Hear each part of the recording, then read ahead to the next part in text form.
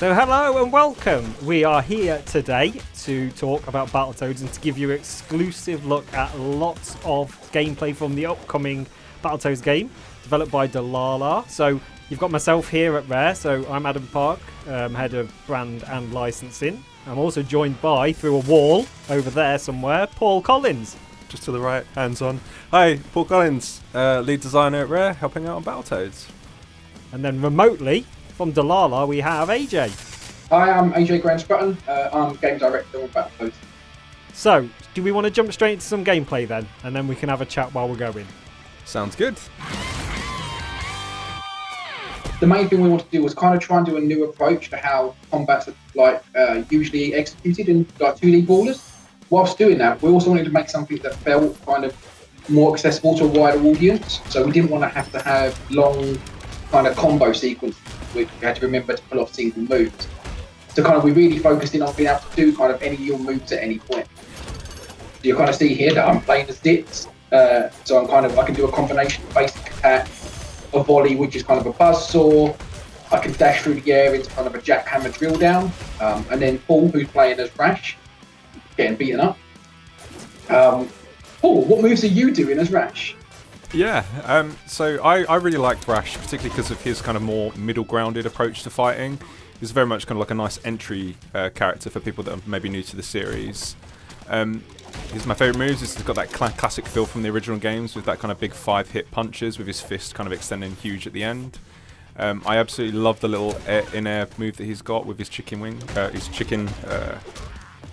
Chicken. He's chicken, yes. Chicken. It's from my chicken fist. Chicken fist.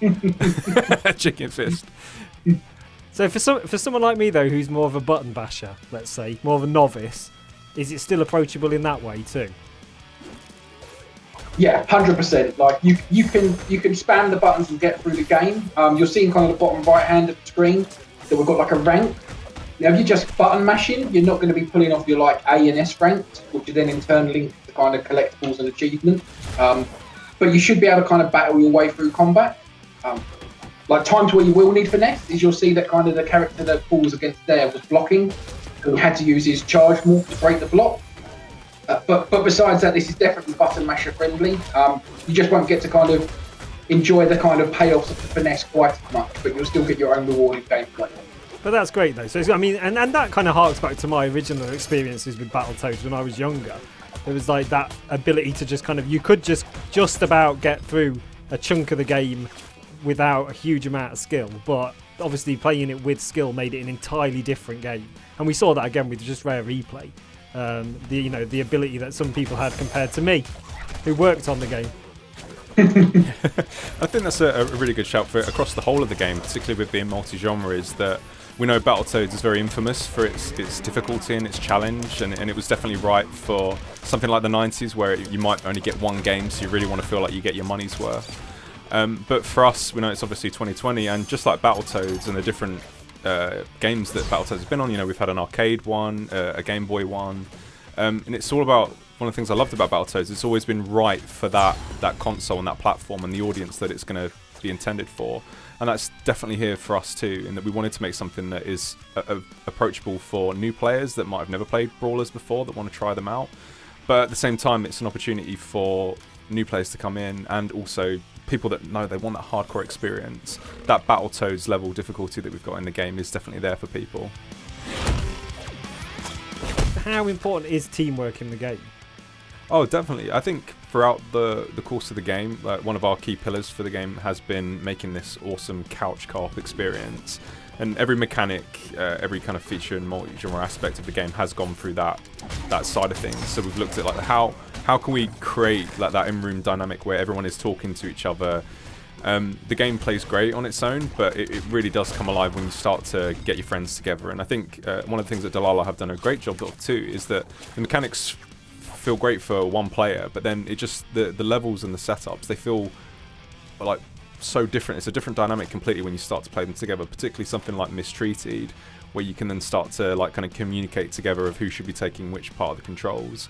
Particularly in brawlers and couch co-op games, you always want to have that kind of light-hearted, almost prankster nature to the game. So in that kind of mindset of one of the things is, say, for instance, you've seen the flies where you eat them and you regain your health. Well, you want to have that communication aspect of like, oh, do you want to go and get them? But maybe I just want to be a little bit trolley. Maybe I want to just eat them myself and get all the health. You have that moment of, oh, why didn't you wait? Why did you eat them instead of me? Similarly with like when you're doing the puzzles, you could kind of put people out. One of the things I always love doing is that you can see as AJ's playing with Zitz there, if I want to, I can just take away. He's having a really fun moment fighting. I can just grab the enemy that he's hitting and take him away. But on the flip side of that, he might be in trouble. So me getting over there and grabbing some of the enemies with my tongue allows me to feel like I'm saving the day and really working together. So again, there's that really nice dynamic of the mechanic suite in the game can either let you be a hero or just give you that prankster mentality that everyone who knows me knows I love very much. Don't we just? So don't play with you. Don't play with me. Is the short answer. Don't play with me. No. This will be the only time I get the chance to play with someone. And another thing, actually, just perfectly as it comes up on the screen, there is the participation trophy. I know AJ will say how much I wanted that in. It's this thing to kind of, if a player's not doing that well and they're not taking part, as you can see there, like, again, the game is so in depth that I can't talk and play at the same time. I earned the participation trophy this time. So that means that I didn't do as well as I could have done. It seemed like Rash AJ was really taking all the hits and making sure that we got through that particular part of the level. So I got the participation trophy at that point, and that's kind of saying, really, I should be probably working a bit better. So again, like when you think of brawlers and local co-op games, there is that one-upmanship feeling to these games, and we definitely want to make sure that was prevalent with this too. So again, I'm still the participation trophy planner, and I'm not going to have that anymore because I'm going to let AJ do some talking. Because you don't want it to be like school sports day. Yeah, yes. I don't want to be the participation trophy. I want to be the one that's getting all the score and bringing it home. So why don't you talk us through the hacking then, Paul? What's actually happening and what are you doing? So one of the other kind of cool puzzles that break up the combat flow inside of the game is this kind of hacking game. So we're transported into this mini computerized version of ourselves where we have to move along these different environments, and there's different layers that require us to work together. So as you can see for here, I have to get into this to move across this barrier that's in the way of AJ. I will move away so he can get away, then he needs to do the same for me, and I'm going to do the same for him. And I'm not going to move. So again, we wanted to kind of get that feeling of working together and yelling at each other. It's lucky that I'm probably away from AJ at the minute, so he can't come back and have a go at me.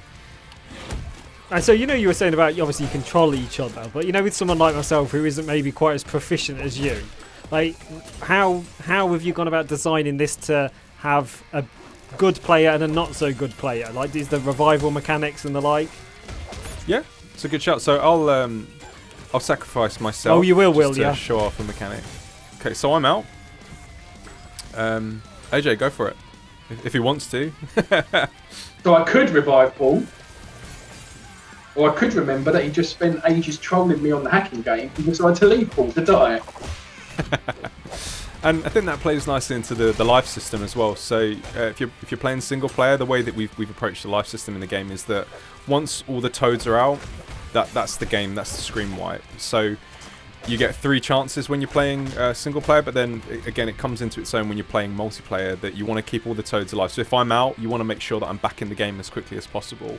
If 2 toads are out and down for the count, then you have to wait for the health bars to recharge. And again, it's just a lovely, awesome dynamic there too, of like that player that's still in there, still in the fight. They have to be the hero. They have to save the day, wait for us to get back into the game, so that we can jump in if they can't revive us. And it really plays in, particularly in some of the more harder setups of encounters that they've created, particularly in the boss battles too. So, I think most people watching will know where we are, but do you want to talk through this? I'm assuming you're good to say without spoilers that this is Turbo Tunnel. It's called To the Queen in this particular level, but it's so homage pedantic to that particular level. I'm sorry, someone has to be on this, right? Again, like one of the things that I love that Dlala have done is that they've taken inspiration from some of the classic games, and where we have wanted to pay homage to stuff, we have kind of put our own spin on it, as well as adding to the multi-genre. So, AJ, I'll let you talk a little bit more to Turbo Tunnel, To the Queen. Which one, Paul? One? Paul, which one? To the Turbo Tunnel, Queen. Yeah, sure. So kind of, we knew from kind of day one of pitching that if we were going to do a new version of Battletoads, that we still wanted to have a turbo bike level in there. But what we wanted to do with this is kind of just do a new approach to it, and I loved a lot of the old kind of 90s Mega Drive games that did kind of behind you chase levels. And and I thought it would be a really nice way of kind of approaching Turbo Tunnel, kind of a new game. That's kind of how we landed on where we're at with the Queen. It's kind of taking that kind of frantic but learnable approach to level design, and kind of just and skewing the perspective a little bit, showing you from behind the heads of the toads instead of kind of that side view that you've got in the classic game. So I was going to ask, actually, I think you just kind of mentioned it there. So this isn't procedurally generated, so we will be able to have people blindfolded doing this. I mean, if people are able to play it blindfolded, they will be able to learn. AJ, put on a blindfold. This is where we test it. I mean, I would be awful. We do have competitions internally to see who can play it on Battletoads difficulty without losing a life, and we all lose. And the scoring system comes into that as well. You can see there the near miss system. So as Zitz gets close to the obstacles, so again that replayability for some of these levels, completely out of it. See, we can't talk and play at the same time. The replayability there comes in from the scoring system. So if we're playing it 3-player, we're going to like get that multiplier all the time if all the toads are still in, and then that plus with getting close to the obstacles just to kind of show a bit of kind of showboating plays into it as well. I guess the mechanics side of things, so you've got that kind of standard dash on the analog stick, and then just to add that extra increase, that last minute dash that just hits me into an obstacle, you can use LB and RB to dash out the way for that last minute, and of course you've got the ability to jump there too. So do you want to talk more about why it's important for there to be like a mix of genres in game? You've mentioned it a few times now, Paul.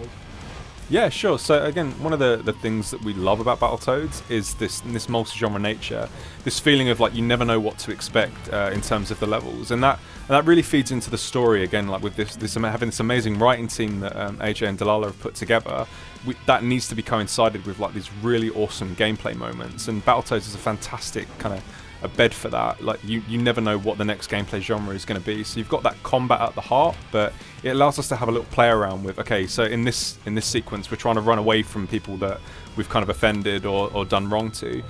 Let's create this kind of almost kind of crazy bobsleigh style level, or if we wanted to, we could do something where you're maybe inside someone's intestines and you're trying to run away from them and get to safety. It allows us to just do kind of crazy different gameplay styles, which what also adds to that too is that when we think about the local co-op nature, you might be playing with people that maybe their strengths aren't in combat, but they're really good at space shooters, so that now they can be the hero when it comes to that particular level. And AJ, was that something that was particularly important to you in why Battletoads?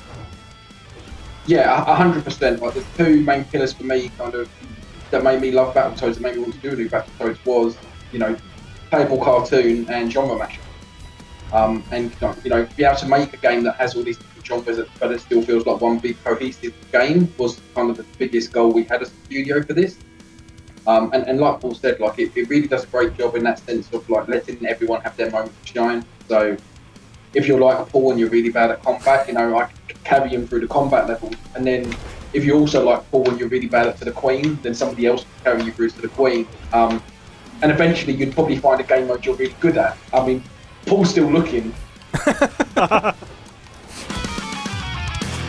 Right, so we're in space, aren't we? I assume. Yeah, so this is one of our space levels. So kind of the Toads have acquired a spaceship, and they're out there, and they may have offended a few different people who are now coming to seek their revenge. So this was really interesting for us. Like as a studio, we'd never done a space shooter, but we felt that space shooters were some of our favourite kind of levels in the old game. I think it was, Paul, you know this best, it was Battletoads Double Dragon that had a really good one in, wasn't it? Yeah, it's cool. Kind of almost had like Solar Jetman feel to it, yeah. So kind of we wanted to do that, and this had a really interesting design challenge because it was like, okay, well, how do we approach a space level that's fun, multiplayer and single player? And we really have been trying to avoid, in one player there's one spaceship, in 3 player there's 3. So instead what we did with this is that we all control an element of the same ship. So as we're playing 2-player right now, Paul's actually controlling the steering of the ship, kind of flying and boosting, and I'm actually controlling the cannons. And if we had a 3rd player, kind of we would split the cannons, so that one player would be the left-hand side cannons and one would be the right. That, again, really playing into that feeling of someone's the hero. So me as the pilot, I'm really making sure that I'm keeping everyone alive, getting into really good shooting positions. As AJ says, I have this ability to boost and dash last minute out of the way of bullets. And then as you play in 2-player, then you get 2 people kind of taking over in 3-player. Sorry, you have the Gatling guns, so 2 people can separate out and start to choose where they want to shoot. You know, it feels like you've had to do a bit of everything with Battletoads. So how do you even go about starting a level like this?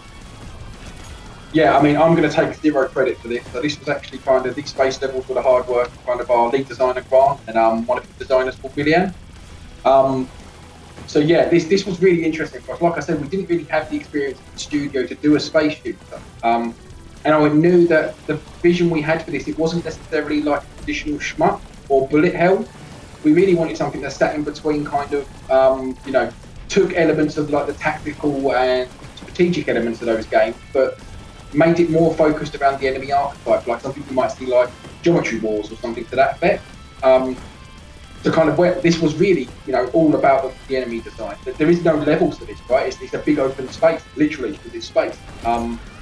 So we had lots and lots of iteration. I would argue that out of every kind of gameplay genre we made, this is probably the levels where we played and tweaked it the most. And as you can imagine, we did that with every level, but these space levels, it just took us that little bit extra of kind of making sure that the spark we had at a prototype stage kind of was felt throughout the final production level.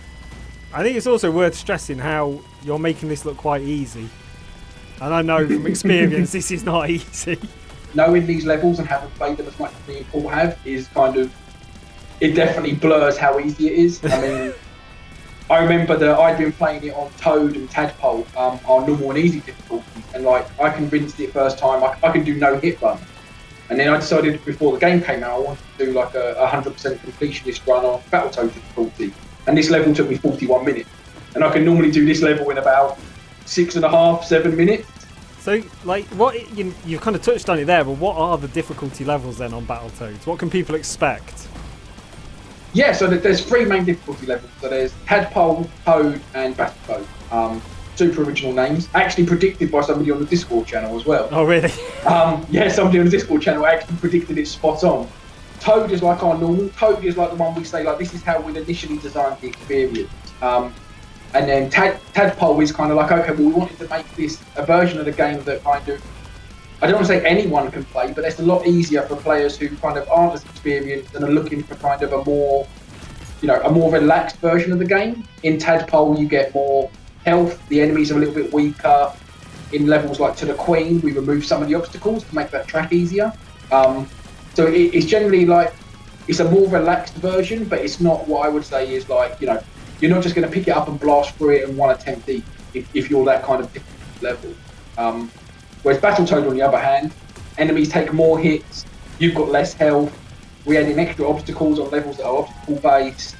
And I think that kind of some of the older Battletoads players who really like the difficulty level of those games will enjoy the Battletoad difficulty more than they will Toad. I think it's a different experience on all 3 difficulties. I still really enjoy playing it on Toad, but I think Battletoad will probably be the difficulty I try and do it on release day.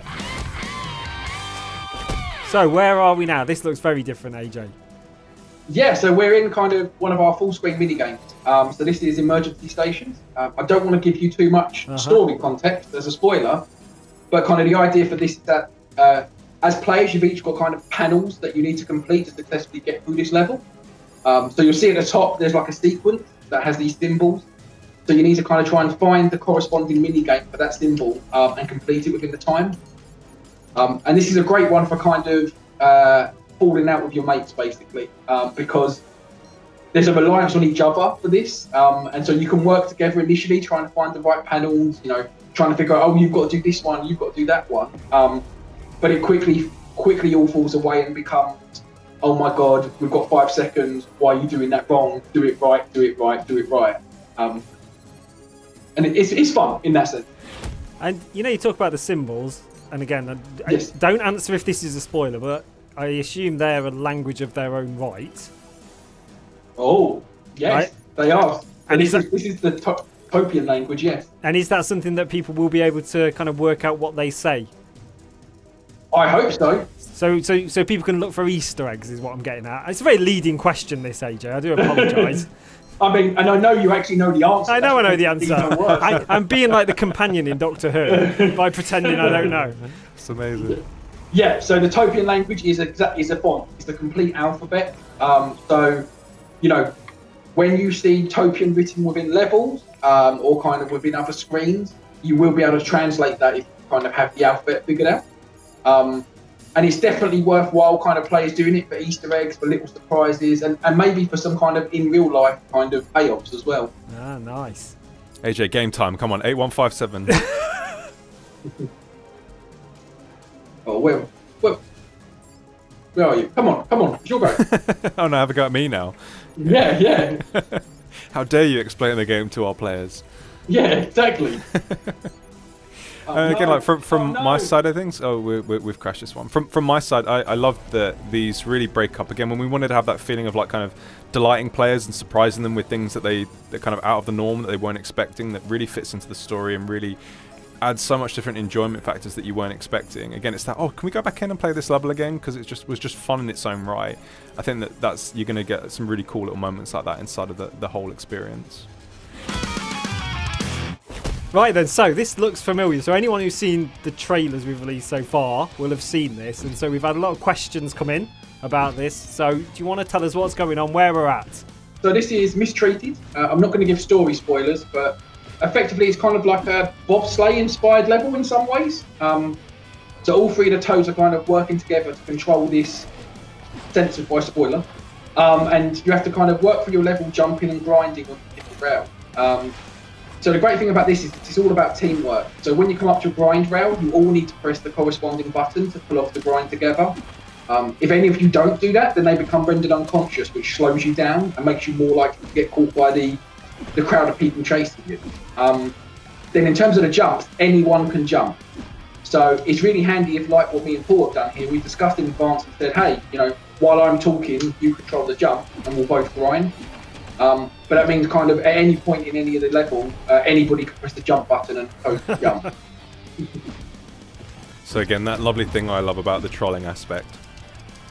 There's a surprise. Right there. Or, if you look at it the other way, it's all about teamwork, isn't it? Yes, teamwork makes the dream work, as we like to say on Battletoads. That's what you like to say, it definitely is, Paul. I definitely do. And it does seem like super... I mean, is it a fast and frantic level? Is that the kind of the point of this? Like, very reaction-based? 100%, kind of 100%. Like, you know, once again, it's not procedural, so you can easily learn it. But this is definitely a lot more reactive, a lot more responsive. You know, we soon combine multiple different grind types together with other kind of mechanics throughout the level. So kind of, I think out of all the levels we have and out of all the levels we kind of tested and kind of put out to like a closed beta, kind of, this was the one that people kind of found the most challenging. And I think we ride that line perfectly of like frustration and reward to the point where, you know, it's very much more-ish. You just want one more go. It's definitely an interesting design challenge too. But when you think of it, this is like that one moment, this one chance that you're going to play this, and then you might go into a different genre, or you might do some combat. So you really have to think about how we approach this for players that are new to the mechanics, a little mini tutorial system, how we ramp it up in an exciting way too. It's like AJ says, it's a very interesting design challenge, and it definitely helps to get a lot of user testing involved. So I think we've probably seen enough for today. So for everyone watching, this is obviously out on August 20th, so you've not really got long to wait. AJ, how are you feeling? I'm super excited. I can't wait for everyone to play it. It has been, you know, 2 years of absolute love and dedication from this team. And, you know, even playing it now for God, what must be the 100th, 200th time, I'm still enjoying it just as much as the first time I ever played it. And how about you, Paul? How are you feeling with it so close to release? Just in that general feeling, always very nervous, but really excited. It was fantastic dropping that new announced trailer, and the reception's been fantastic. Thank you so much for everyone's support, and we think that we have really created this interesting thing that really has something for everyone. That I love to call this like a popcorn game, just something that's going to be this awesome moment in time for you, your friends, or your family. You can just enjoy the amazing 30 minutes of cartoon escapades alongside some really fantastic multi-genre gameplay. Well, Paul, AJ, thank you so much for your time today. So, as we said, this is out August 20th, so not long to wait. And it's on Xbox, Win 10, Game Pass and Steam. So thanks for watching, and we hope to see your videos soon. Goodbye.